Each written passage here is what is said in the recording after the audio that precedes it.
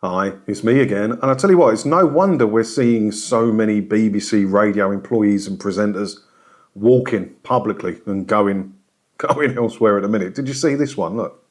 BBC local radio stations dropped by a fifth in just 2 years. So it says here, 8 BBC local radio stations have lost over a quarter of listeners in the last 2 years, with the average losing a fifth, according to the latest audience figures. So that's before they started making these sweeping cuts. They may have announced some of the changes they wanted to make a couple of years ago, but they didn't make all the changes and they've only started coming in recently. So the BBC, say what you want about them, they're not the most stupid people in the world. They knew that the local radio stations were dying and they were trying to sort of amalgamate them and make changes to band them together to cut costs. So I get that, but lost a fifth of the audience figures. 2 years, that's crazy, isn't it? BBC local radio reached over 7.3 million people in the 3 months to September 23. That's down by 20% from almost 9.2 million in the same period in 2021. Some stations have been hit harder than others.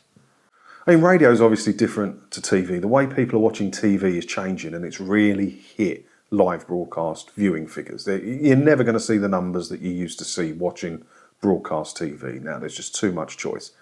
Radio kind of rose above that because people listen to it in the cars, a lot of lorry drivers, people like to listen to it in the morning with their cup of tea, stuff like that. But that's changing now because of podcasts and on-demand services. So many people now, we used to listen to the radio in the car. I have a bit of LBC on in the morning, but now I'm on podcasts and stuff. Most of them are terrible. I hate podcasts. But at least there's, I don't like listening to like a music radio station because they never play anything I like. I've got a very particular taste in music. I've got my own music for that. Why the hell would I want to listen? History's all right sometimes. They still play rubbish on there. Whereas my phone, plugged into the car, I've got thousands and thousands of songs that I like. Why would I listen to the radio? So sometimes I listen to LBC, but if I want to listen to chat and debate about the goings on of the day, there's better produced podcasts that are more tailored to what I want to listen to. And more people are working like that, aren't they? Is local radio dying? Yeah, probably is. There used to be loads of commercial local stations, didn't they? Years ago, but they all got bought up by heart and sort of amalgamated. I remember there was Essex FM. Was it Essex FM? It was the one that we used to have on in the pubs and stuff. And that got bought up by heart, didn't it? Local radio probably, sadly, is dying. BBC Radio London's audience has seen a huge drop in the number of listeners over the last 2 years. A total of 603,000 people tuned into the station in the third quarter of 23, according to the latest. 603,000 people listened to the radio station in the third quarter of 2023. That is not enough people to justify the cost of Radio London. They've got to have the building, they've got to have the broadcast equipment, the studios, the staff, the IT infrastructure, all for 603,000 people. Where there's idiots on here. I mean, you look at you go on the trending page here on YouTube, and you'll see a video that was on yesterday that's got 100 million views. It was just some numpty doing something stupid. How can they justify it? How can they justify that expenditure for 603,000 people? Now, I've got this Rajar thing because it said there it was Rajar that gave the numbers, right? So I've got that here. And I'll put a link below. Go and have a look in the description. It's got all the radio networks here so we can have a look. I'm going to look at my local one, which is BBC Radio Essex. Where is it? Oh, no, there's the World Service there. So they reckon BBC World Service can reach, what is that number? Is that 940 million or 940,000? But either way, its percentage reach of that big number is 2. It reaches 2%, which is more, well, it's double what's that one? BBC Asian Network UK. And the average hours per head, 0.1. Average hours per listener, 4 point. It doesn't say what time period that's over. It must be over a quarter.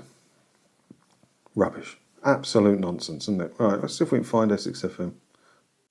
Population is 1.4 million. Potential reach is 132,000, and it reaches 9% of 132,000 The numbers aren't there to support it. And so many people are passionate about local radio.